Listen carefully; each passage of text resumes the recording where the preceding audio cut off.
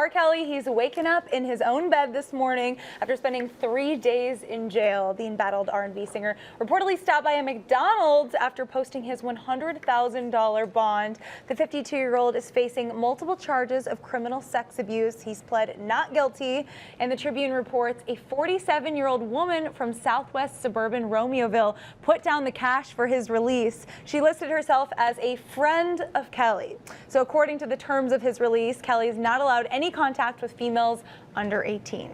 Joining us now for more on the R. Kelly case is legal expert Exavier Pope. Hello and good morning. Good morning, everyone. We got a lot to talk about. So a lot of folks that I'm speaking with in my circle, we're just kind of shocked that it took him 3 days almost to get this bail money together, and his lawyer coming out saying that he doesn't have money like we think he does.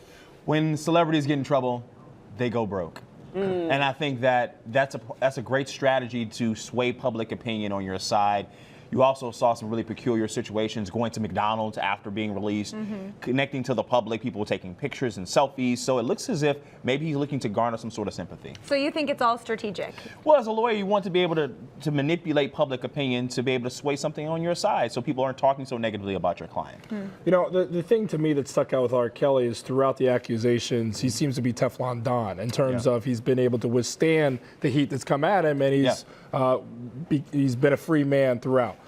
This is years of this alleged behavior going on. There's tapes again now, but there's a tape before. Right. What's going to be different this time as you can project and anticipate? Well, Jordan, the previous case, there are various set of factors, including a jury, including looking at grainy evidence of a video where it was debatable whether it was actually R. Kelly in the video. Sure. So we don't necessarily know what the substance of this particular video is. It will come out in trial. But jury selection will be the most important part of this case. So I read that Michael Avenatti, he actually said that over 10 times in the latest video that they have, that the girl's age was referenced by herself as well as R. Kelly over 10 times. I think we didn't have evidence like this before. Well, we probably did not, but that has to be bore out in an actual case.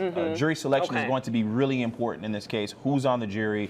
Making sure that individuals do not know who R. Kelly is, never heard of his music, have not formed an opinion about R. Kelly prior to being interviewed for voir dire. What do you think is going to happen with jury selection? Well, it's important. Sounds challenging. It is challenging because on one hand, you want people who've never heard of R. Kelly and his music, right? How do you do that? Which is uncommon. Right. Yes, true. But then on the flip side, if you have someone who's never heard of his music, they might not necessarily identify enough with R. Kelly as an individual to form a certain opinion about him in a different way. So it's a tricky situation. What do you make of this guy who's representing R. Kelly? I feel like all he's done is put his foot in his mouth at every turn in front of the media in speaking for him, saying R. Kelly's a rock star. R. Kelly doesn't need to worry about, it would never go against a woman's consent. He can get whoever he wants. R. Kelly's really broke. He may come out here and sing in front of you guys. I feel like he's been making light of this, like it's not a serious matter. Is this something that's ultimately going to hurt R. Kelly, the approach? I don't necessarily think it's going to hurt R. Kelly in terms of a trial. It may hurt his public opinion when your attorney is openly saying R. Kelly has consensual sex, but we're talking about minors. And minors aren't legally able to consent. It's ridiculous. It's like that's, of course he's getting consent for minds that are too young to know better. Absolutely. And I think that some of the talk about individuals saying girls were fast after seeing the surviving R. Kelly, I thought that was ridiculous.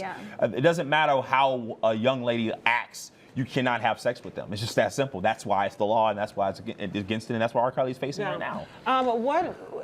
Obviously, you cannot predict the future, but you, as you're our legal expert here, what do you think is going to be happening moving forward immediately, and then what do you think the outcome of this trial could be? And I need to add to that, you did predict what was going to happen with Jussie Smollett in terms of his approach, so you can project pretty accurately. Yeah, sure. I project in this case that R. Kelly is in serious trouble, and I don't necessarily think he appreciates how much trouble he's in. And I think that right now, this maybe how jurors may view sexual assault victims, be more attuned to believing them.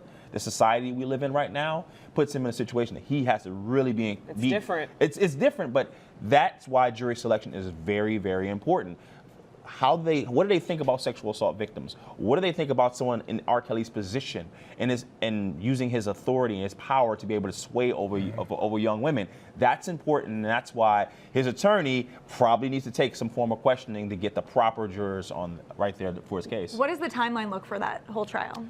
Now that's undetermined at this time, and if I'm R. Kelly, And if I'm representing R. Kelly, I want this to take as long as humanly possible to The last shape one and took 6 change. years. Yeah, the long last time. One took 6 years to go Because to it's on the trial. heels of the documentary that's come out that has Absolutely. really kind of sped this thing Which is along. being re-released this weekend, actually, so it's going to be on Lifetime. You also have that, and then R. Kelly has mentioned through his representatives that he will come out with some sort of response because he hasn't spoken to the public. So we're looking to shape public opinion to be more empathetic towards him. Yeah. Yeah, just another tough story here in Chicago that's not been the best representation of our city, but we hope justice, however that shapes out, is served in this one. All right, thanks. Xavier, you're going to be tracking this, so we'll be having you in a lot more, and we'll be continuing to follow this case here at the Jam.